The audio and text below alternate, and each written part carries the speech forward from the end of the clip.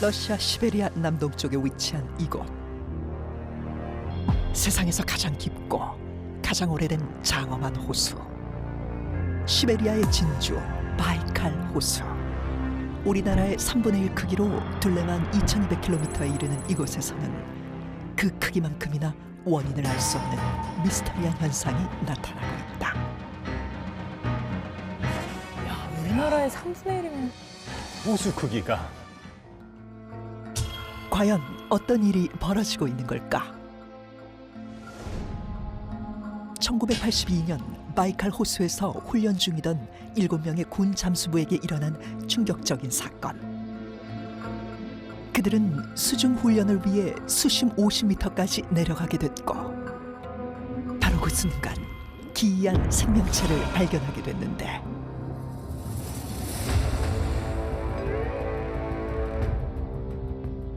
그들이 마주한 것은 바로 크기만 약 3m에 달할 정도로 거대하며 온몸에서 은빛을 뿜어낸 괴 생명체였다. 에? 거기다 그들 주변에 어떠한 호흡장치나 잠수 장비도 없었다는 것. 7명의 군 잠수부는 즉시 괴 생명체를 생포하려 했으나 그 순간 알 수 없는 힘에 의해 수면 밖으로 밀려나갔는데, 군 잠수부들은 혼수 상태에 빠졌고 즉시 응급처치를 받았지만 이 중 3명은 숨지고 나머지 4명은 몸이 마비되고 말았다.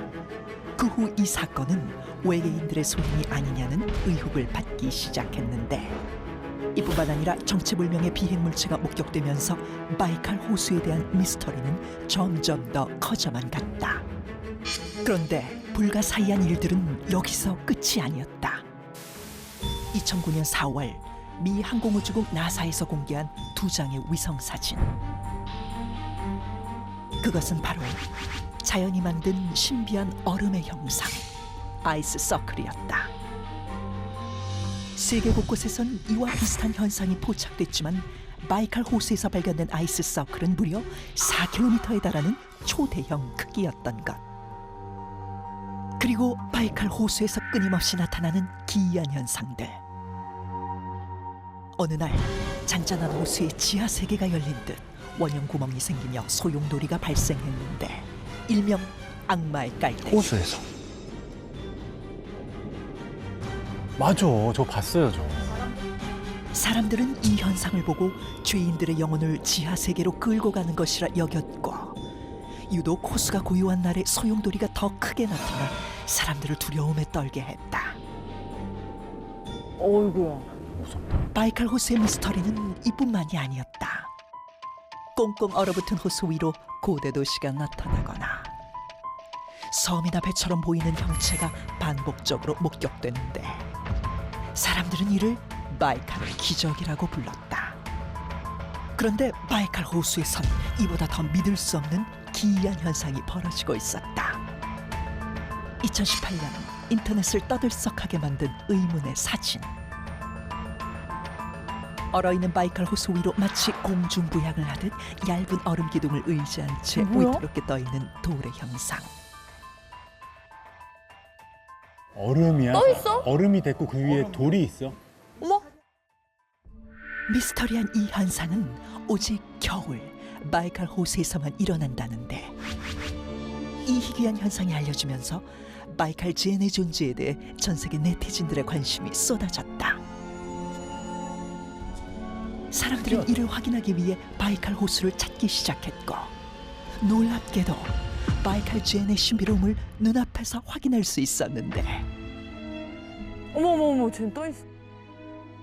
바이칼 젠은 호수 곳곳에서 포착되어 더욱 많은 사람들에게 알려지게 되었고, 수년간 과학자들은 이 현상에 대해 연구했지만 명확한 답을 내리지 못했다. 여전히 밝혀지지 않은 바이칼 젠의 미스터리. 그 속에 담긴 비밀은 과연 무엇일까?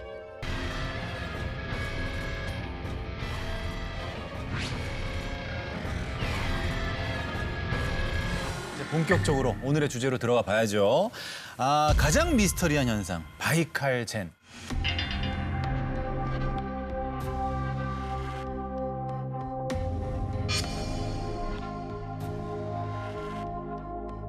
그 겨울이 되면 그 호수 위에서 얇은 얼음 기둥에 의지한 채 그 균형을 잡고 떠 있는 모습이 바이칼 젠 현상인데 우리가 바이칼 젠이라고 그러잖아요. 이 젠이라는 게 흔히 말하는 참선하다, 명상하다 이런 뜻이거든요. 마치 이 얇은 얼음 기둥 위에서 돌이 참선하는 모양을 가지고 있다 그래서 바이칼 젠 이름도 기가 막히게 잘 지었죠.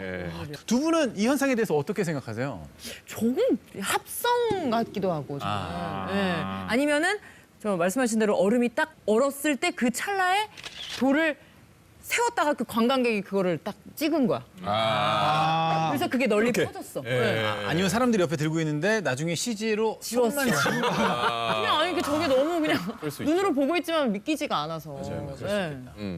촌 박사는 네, 저도 몇 년 전에 저 돌 사진을 본 적이 있어요. SNS에서 한참 돌아다녔었고 무슨 뭐 외계인이 내려와서 돌을 이렇게 뭐 세워놓고 가서 무슨 이게 메시지가 있다 뭐 이런 석탑 쏘듯이.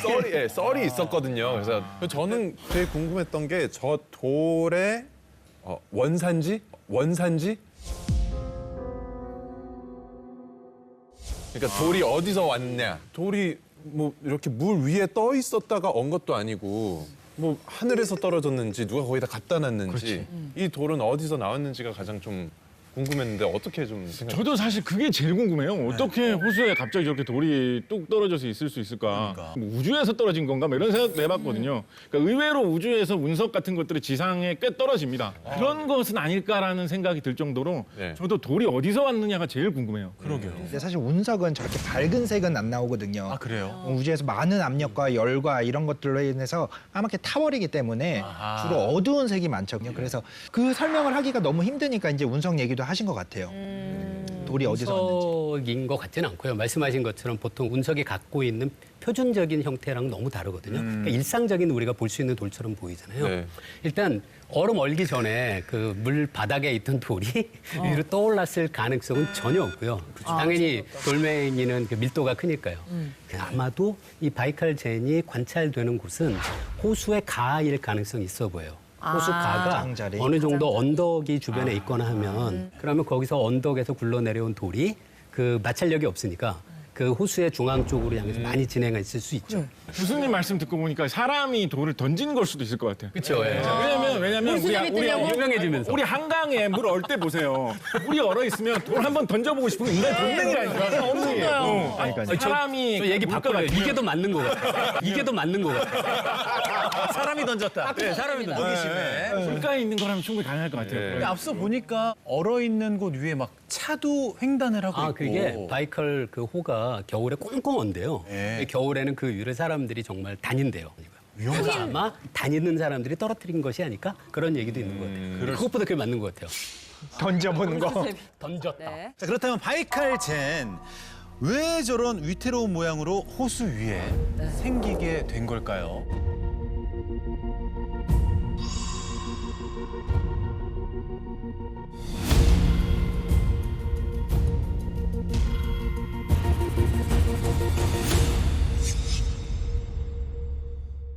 이 물리학 입장에서 어떻게 설명이 가능할까요?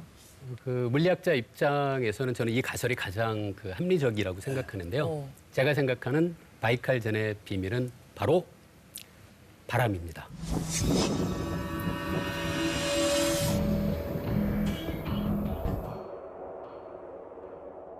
바람. 야, 바람이 저렇게 옮겨놨다고요? 그 바이칼 젠이 생기는 때가 겨울인데요.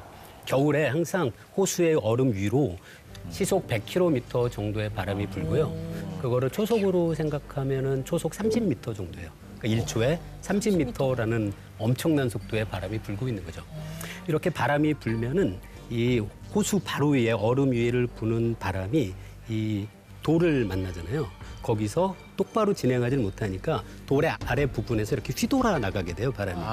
강한 바람이 돌 아래 부분에 부딪히면서 그 돌 아래에 있는 얼음들을 깎아내듯이 점점 이렇게 파이게 되는 것 같아요. 이런 거를 그 물리학에서는 승화라고 부르거든요. 승화. 보통은 많은 물질들이 고체 상태에서 기체 상태로 중간에 액체 상태를 거치지 않고 변할 수 있어요. 가장 우리가 쉽게 볼 수 있는 게 드라이 아이스 보면 맞아. 하얀색 기임 같은 게 막 나오잖아요. 맞아요. 이게 바로 승화거든요. 그런데 얼음은 드라이아이스하고랑 다르거든요. 우리가 살아가는 온도와 압력에서는 직접 바뀌지를 못해요. 그 우리가 볼 수 있는 그 바람에 의한 풍화 작용과 상당히 비슷한 거죠. 어쨌든 송화라고는 할 수 있습니다. 고체 상태의 얼음이 기체 상태로 변해서 이제 점점 없어지는 거니까요. 혹시 뭐 풍화 작용 좀 쉽게 설명해 주실 수 있을까요? 그 풍화 작용에 가장 쉬운 예가 있어요. 대만의 예류 지질 공원이라는 데가 있어요.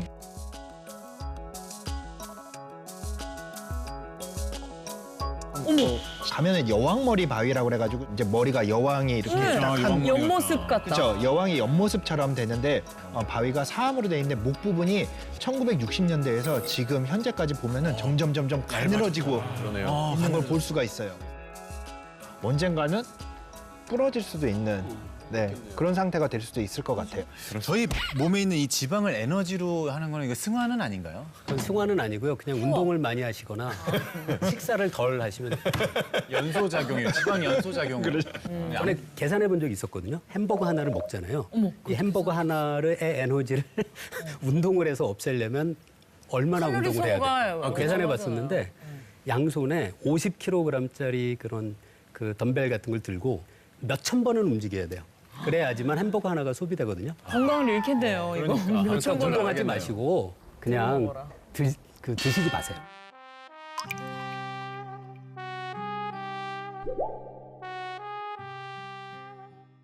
저는 이런 이야기를 들으면 햄버거가 더 맛있게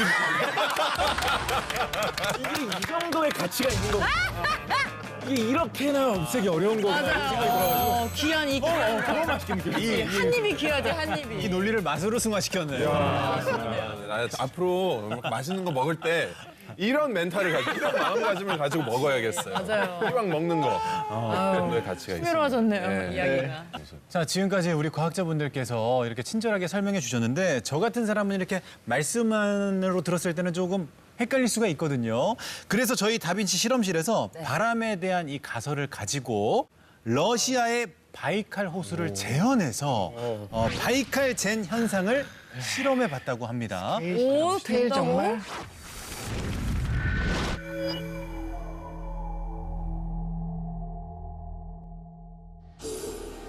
추운 겨울, 고요한 바이칼 호수. 이곳에서 일어나는 미스터리한 현상, 바이칼 젠. 이 현상은 놀랍게도 겨울철, 오직 바이칼 호수에서만 나타난다는데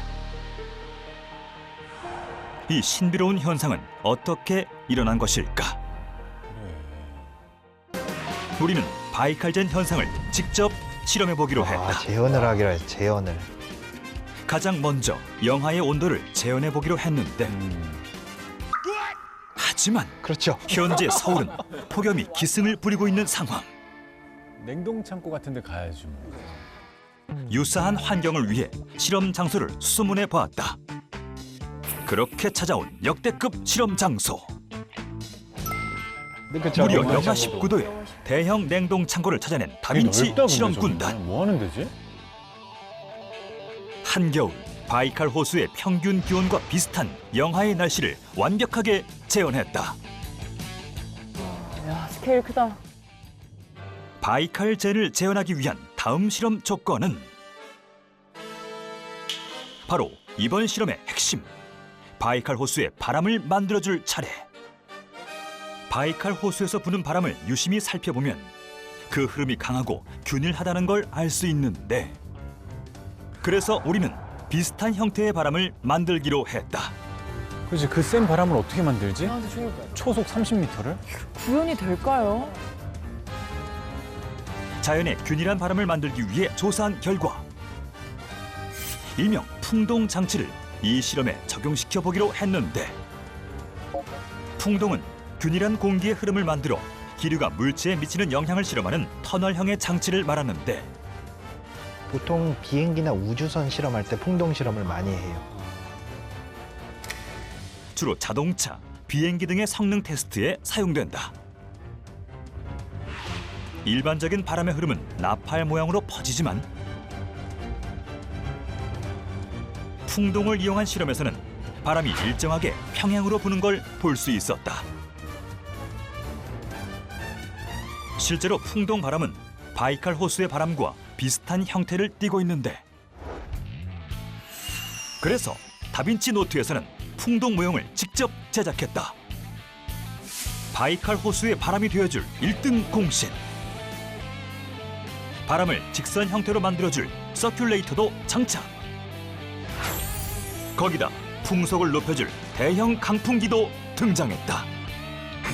두 번째 조건, 바이칼젠을 만들어줄 바람까지 출격 준비 완료. 이게 된다고? 그리고 추운 날씨에 꽝꽝 얼어붙은 바이칼 호수를 구현하기 위해 준비한 단단한 두께의 대형 얼음과 빠른 결과를 도출하기 위해 얼음보다 승화 속도가 수백 배 빠른 드라이 아이스도 준비했다. 바이칼 젠이 되어줄 타원 형태의 돌까지 등장. 이제 모든 실험 준비는 끝났다. 진짜 궁금한데요? 그리고 비장해요. 베일에 쌓인 바이칼 젠을 재현하기 위해 이 실험을 설계한 전문가까지 등장. 참고로 물리학자십니다. 아, 두 분 다. 정창욱 교수님. 과연 호수의 바이칼 젠의 모습 그대로 구현해낼 수 있을 것인가? 바이칼 젠 재현 실험 스타트! 먼저 바이칼 호수와 똑같이 윗면에서만 승화가 일어날 수 있게 얼음과 드라이 아이스를 단열재 안에 넣어주었다. 생각지도 못했는데 준비 많이 하셨네요. 세세하네요. 그 다음 단열재를 풍동 모형 안쪽에 넣고 얼음과 드라이 아이스 위에 타원 형태의 돌을 올려주었다.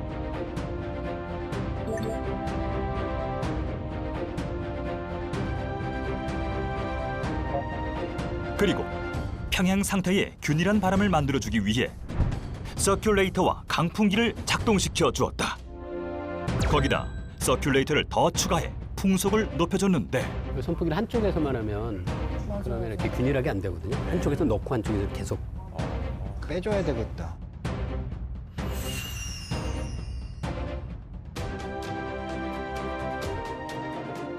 과연 이 실험을 통해 바이칼 젠의 비밀을 풀 수 있을 것인가?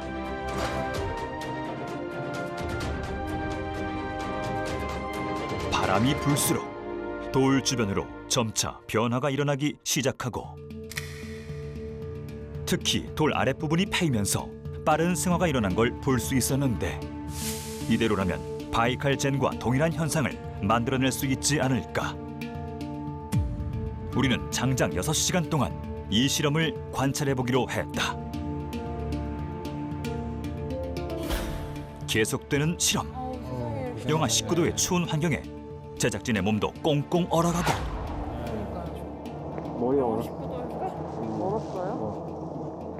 머리카락과 속눈썹마저 얼려버리는 극한의 추위. 그래도 실험은 계속된다. 끝까지 포기하지 않는 다빈치 노트의 실험 정신. 영하 19도에. 시간이 지날수록 돌 밑부분이 점점 변화되는 모습을 볼 수 있었는데, 6시간 경과 후 관찰 실험 종료. 드디어 실험 결과를 확인할 차례.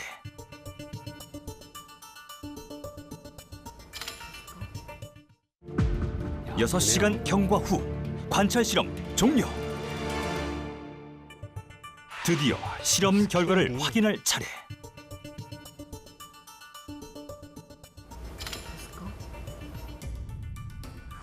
과연 어떤 변화가 생겼을까? 밑쪽에 보면 이렇게? 승화 속도가 느린 얼음 위 돌은 변화가 없는 반면, 아, 그 얼음은 어쩔 수가 없어요. 얼음은 어렵죠. 승화가 빠른 드라이 아이스는 돌 주변이 파여 있는 걸 관찰할 수 있었다. 그럼 이게 이제 시간이 오래되면 더 파일 수 있다라는 거죠. 작은 기둥 가운데 기둥이 있어요. 야, 그럼 와. 실험 전후를 비교한 결과 돌 아랫부분에 승화가 일어난 걸 확인할 수 있었다. 완벽한 형태는 아니지만 바이칼 젠과 제법 비슷한 모습의 실험용 돌. 여기엔 어떤 원리가 숨어 있을까?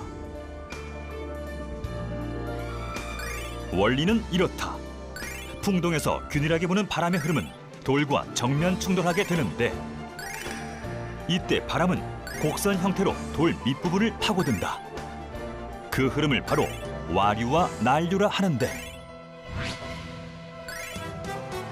이 흐름은 소용돌이 형태로 존재하게 된다. 이런 형태의 바람을 끊임없이 받게 되면 승화 현상이 일어나고 이 과정이 반복되면서 바이칼젠의 형태로 변하게 되는 것. 바이칼젠 속에 담긴 과학적 비밀은 혹시 바람에 의한 승화가 아니었을까? 야, 이거 진짜 박수 쳐야 돼. 진짜 신기하네요. 바이칼젠을 거의 그대로 재현해냈습니다. 맞아요. 과학자분들은 어떻게 보셨어요? 저는 저 정도까지 이렇게 비슷하게 나올 거라고는 솔직히 기대를 못했거든요. 저렇게 풍동 실험을 설계한 것도 대단하고 저 결과가 저희가 생각했던 거 이상으로 정말 재현을 명확하게 해낸 것 같아요. 아주 비슷했었어요. 과학자들이 이런 얘기할 땐 자기가 얘기해도 잘 안 믿을 때가 많거든요. 오늘 보니까 제가 한 얘기지만 상당히 설득력이 있어요. 진짜 보니까 더 신뢰가 간다. 맞아요. 그죠?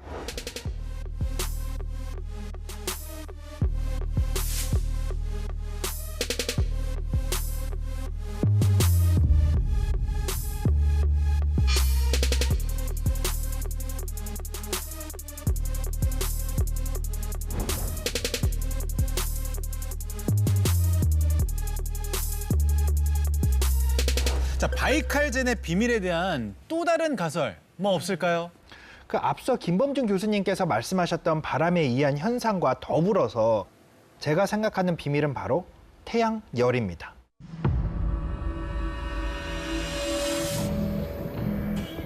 태양열. 네. 태양열? 지금 저기는 냉동 창고였잖아요. 그렇지만 바이칼호는 자연에 노출돼 있는 상태잖아요. 그러니까 낮에는 태양열이 분명히 존재를 할 거예요. 아무리 겨울이지만. 해가 뜨니까. 그렇죠. 그러면 태양열이 있다면 물은 대부분의 태양빛을 이제 반사를 시킨다든지 투과를 시킨다든지 이렇게 하는 반면에 그 위에 얹어져 있는 돌은 대부분의 열을 흡수를 하겠죠. 그렇죠.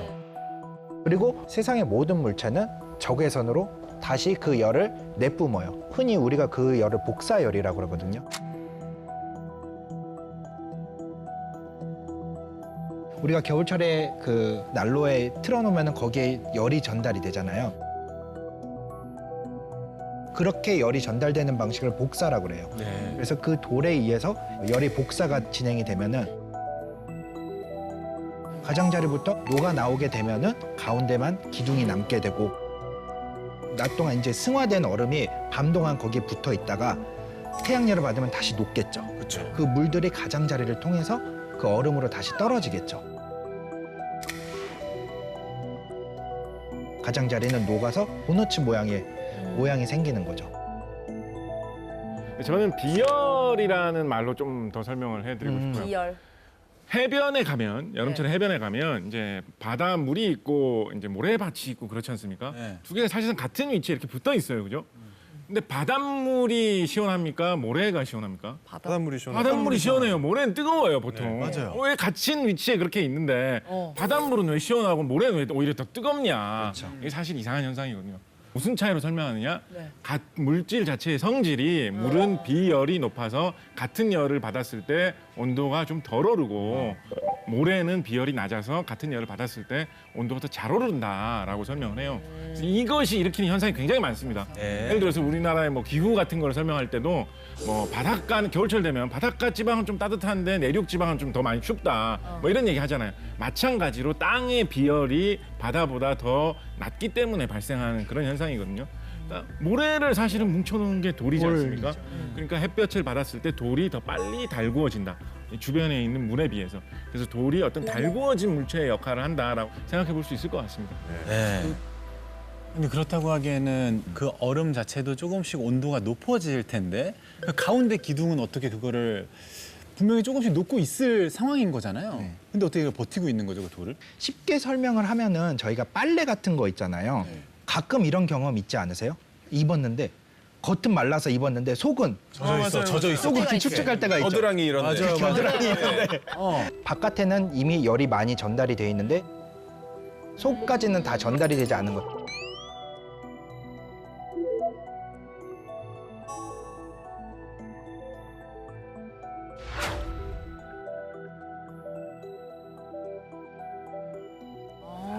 그럼 그 물기둥을 그 겨드랑이라고 생각하면 되겠네요. 얼마나